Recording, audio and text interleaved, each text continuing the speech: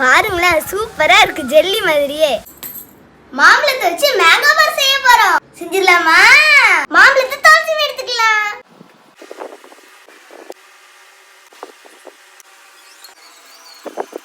மாம்பழத்தை தண்ணி விடாம அரைச்சு எடுத்துக்கலாம்.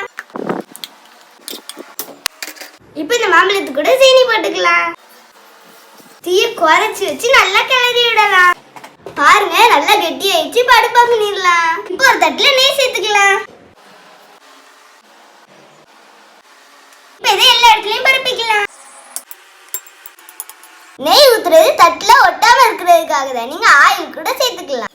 அப்படியே வெயிலே வச்சிருவோம், நல்லா காயட்டும். கிட்டத்தட்ட 5 மணி நேரம் வெயில வச்சிருக்கோம். இப்போ எடுத்து பார்த்துடலாம்.